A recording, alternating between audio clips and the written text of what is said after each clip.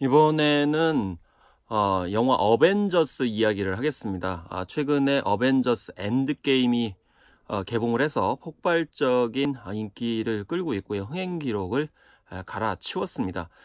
그만큼 우리 시대에 전 세계적으로 어벤져스가 어떠한 위치를 차지하고 있는지를 잘 보여줬다고 생각합니다. 무엇보다도 이번 작품은 지난 10년의 어벤져스의 역사를 정리하고 결산하는 작품이기 때문에 사실 안 볼 수가 없는 작품이죠. 그래서 뭐 한 4시간 반 만에 100만을 돌파하는 등 굉장히 큰 흥행 기록을 세우고 있는데요. 아침에 가다가 이제 깜짝 놀랐습니다. 조조인데도 불구하고 전석 다 매진이었기 때문에 예매를 안 했다가 보지 못할 뻔한 그런 일까지 벌어졌는데, 그만큼 얼마나 이 어벤져스 팬들의 성원이 큰지를 알 수가 있었는데요. 무엇보다 이 작품은 기존의 히어로물의 고정관념을 완전히 깼죠. 그래서 우리가 영화에서 히어로를 생각을 하게 되면 뭐 슈퍼맨이라든지 배트맨과 같이 혼자 나와서 뭐 악의 무리를 물리치고 지구를 구하는 내용들이 많이 있었는데, 저는 어벤져스 시리즈를 보면서 때로 몰려다니는 영웅들의 세계, 뭐 그런 시대라고 표현을 한 적이 있습니다. 영웅이 혼자 나오는 것이 아니고 여러 명이 나와서 악의 무리를 쳐부수거나 지구를 구하는 내용들이 중심이 되겠습니다. 물론 개별적으로 아이언맨이면 아이언맨, 뭐 캡틴 아메리카면 뭐 캡틴 아메리카, 뭐 나타샤가 나오기도 하고요. 블랙팬서가 나오기도 하고, 뭐 헐크, 스파이더맨이 나오기도 하는데, 이들이 이제 총 힘을 합쳐가지고 일종의 콜라보를 하면서 악의 무리를, 또 악의 세력을 물리치는 그런 내용들이 교차적으로 그동안 10년 동안 선을 보였던 것이죠.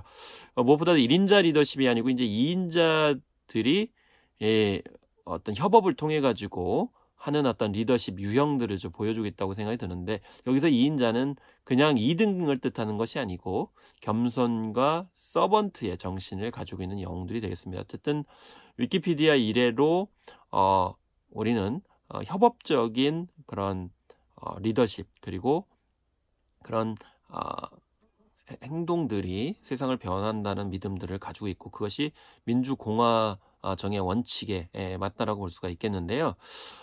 그래서 민주공화정과 연장선상에서 우리가 이런 리더십을 고전 속에 좀 찾아 이제 보면 군주론하고도 전 연결이 돼 있다고 생각합니다. 이 군주론은 마키아벨리가 썼고, 이 마키아벨리의 군주론은 좀 현실적인 정치학 이론이 발생하게 된 토대다라고 되게 이야기를 하게 되고, 그래서 현대 정치학의 기원이라고까지 얘기를 하는데요.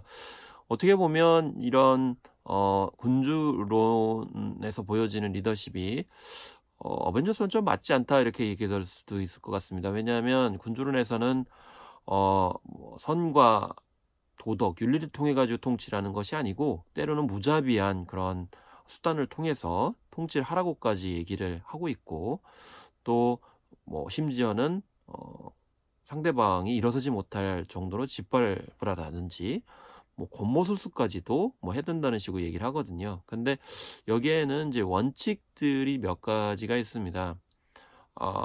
그런 어떤 현실적인 수단들을 취한다 하더라도 민주공화정의 원칙들을 지키는 한에서 그런 현실적인, 때로는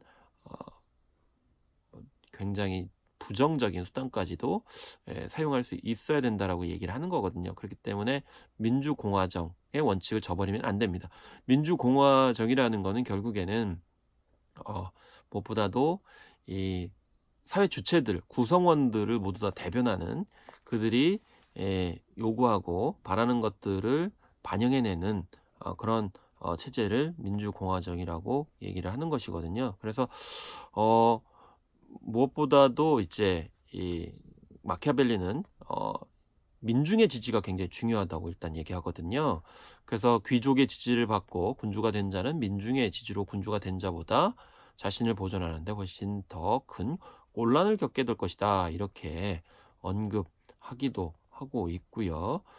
또 민중의 지지에 따라서 군주가 된 사람은 항상 민중과 친선 관계를 유지하지 않으면 안 된다, 이렇게 얘기를 합니다. 그리고 민중과 친밀한 관계를 유지하지 않으면 역경에 처했을 때 대책을 세울 수가 없기 때문이다. 이렇게까지 이제 언급을 하고 있는 거거든요. 그래서 어벤져스와 이제 연관지어 봤을 때 좀 면밀하게 봐야 될 것이 이 군주의 태도입니다. 다른 사람과 어떻게 협업을 해야 될 것이냐라는 점을 살펴봐야 되는데요. 사실 어벤져스 시리즈에서는 여러 영웅들이 회의를 참 많이 합니다. 수평적 관계 속에서 자신들의 의견을 내세우고 그것을 서로 조율하고 타협하고 결정을 하게 되는데요.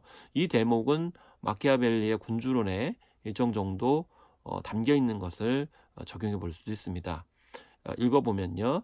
군주는 항상 타인의 의견을 구하지 않으면 안 되는 것이나 다른 사람이 말하고자 하는 때가 아니라 오직 그 자신이 이렇게 해결해야 될 문제인 경우에 그것에 초점을 맞춰가지고 경청을 해야 되는데 그 경청을 하는 상황에서 편견에 사로잡히지 말아야 된다 이렇게 얘기를 합니다. 그러면서 당면한 문제에 대해서 참을성 있는 진실의 청취가 있어야 하고 그리고 충원을 하지 않는 어떤 그런 측면이 있다고 그러면 그것은 꾸짖어서라도 진실을 말하도록 해야 된다 이렇게 얘기합니다. 그러니까 뭐 교원 영색 혹은 뭐 아첨하는 그런 말만 듣는 것이 아니고 당면한 문제에 관련돼서는 가감없이 진실된 말을 할 수 있도록 하고 그것을 끝까지 들어야 된다는 것이죠.